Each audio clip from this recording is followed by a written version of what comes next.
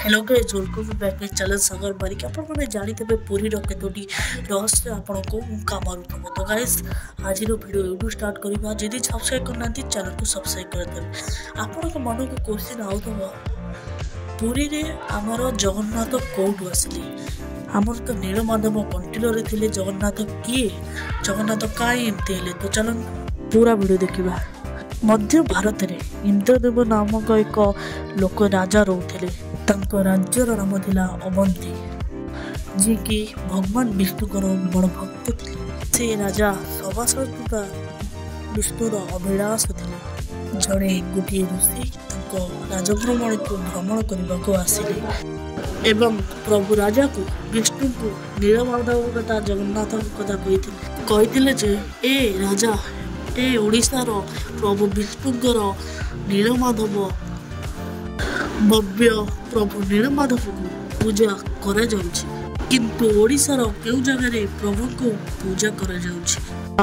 आपण को संधान करबा को पड़िबो राजा कह ओडिशा रे केउ जगह रे हुए ठाकुर नीलमाधव को ताहा आपण को संधान करबा को पड़िबो एहा सुनी राजा अत्यंत खुशी होइले एवं आदेश दे मंत्री मन यह कोई आदेश दे संधान मंत्री को पठाई दिया गला ओडिशार पूर्वदेव को अवंती राज्यर मुख्य पुजारी का भाई विद्यापति को नियुक्ति करी पठा जाइथिला विद्यापति बाहरी पड़िले माधव अर्थात जगन्नाथ को संधान पचारि ओडिशार पूर्व भाग रे जेतेबेले संधान करुथिले एमिति जंगल रास्ता दे गला से गोटे दिव्य सुंदर के देखिले तांको सहित कथा होला परे विद्यापति नलिता को बुझाइले नलिता को बापा को पछरे आसंतर दे बुझाइले नीलमाधवकर गोटे परम भक्त मु तांको पसंद करबा चाहे शेषरे विद्यापति को भ्रमरे तांको रक्षा करी नलिता एवं तांको विश्वास शेषरे तांको से गुप्त गुफा भितर पशिले और नीलमाधव को संधान विषय विश्वास विद्यापति को जणाइले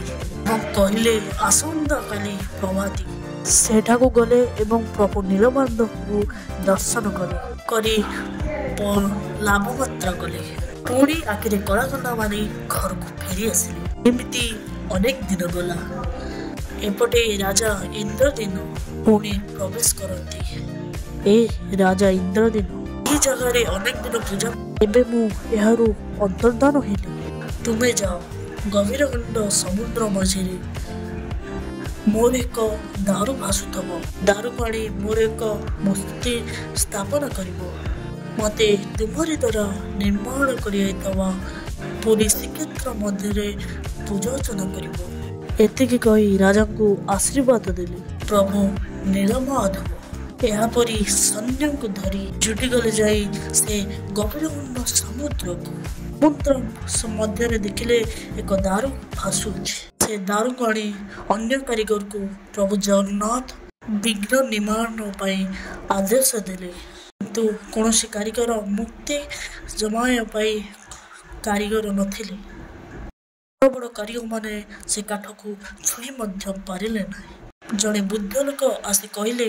मते दियो मु कारीगर करी किंतु 21 दिन 21 राति कबाट मोर खोलिब ना 21 दिन गला 20 दिन खंडे गला तापरे आस राजा कहले आस देखिबा से बुद्ध लोकटी कौन करुचंती से मते खाद्य पोषण न करी देहांत करिथेबे तांकर एवं भलवंत बुझेबा एही समय रानी कहले से हेले बुद्ध बुद्धि कही देथिबे आशय राजन खोलिबा सेई कबाटटी को शेषे राज्य बाध्य से कबाटी को खोलीदेले कबाटटी को खोलिला बेले से देखिदेले आश्चर्य से दृश्यटी है प्रभु अधागुण होइथिले प्रभुंकर स्व शरीर थिला किंतु नथिला तांको हाथ एवं प्रभुंकर पाद कर्मांक शर्त न पूरण करिबारु प्रभु अधागुण होइगले एही समय राजा कांदी कांदी प्रभु को क्षमा प्रार्थना करुथांती प्रभु मते क्षमा कर दिया मु कारीगर को सत्य रखिपारे एवं आपण अधागुड़ा हो गले हे राजा इंद्रदेव ଚିନ୍ତା କରିବାର କୌଣସି ବିକଳ୍ପ ନାହିଁ। ତୁମେ ଯାହା କରୁଛ ଠିକ୍ କରୁଛ। ଆଜିଠୁ ଏହି ସ୍ଥାନରେ ଶ୍ରୀ ଜଗନ୍ନାଥଙ୍କ ନାମରେ ପୂଜା ପାଇବି। ଏହି ଅଞ୍ଚଳରେ ଏହି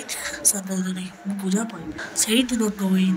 ପୁରୀରେ ଶ୍ରୀ ଜଗନ୍ନାଥ ବା କାଳିଆ ବୋଲି କୁହାଯାଏ। ଭିଡ଼ିଓଟି କେମିତି ଲାଗିଲା ଲାଇକ୍ ସେୟାର ସବସ୍କ୍ରାଇବ୍ କରିବେ। ଜୟ ଜଗନ୍ନାଥ ପାଇଁ ମୁଁ ରହିଲି ଆପଣମାନଙ୍କୁ ସାଙ୍ଗ ପାରି ଏମିତି ଭିଡ଼ିଓ ଆଣିବି।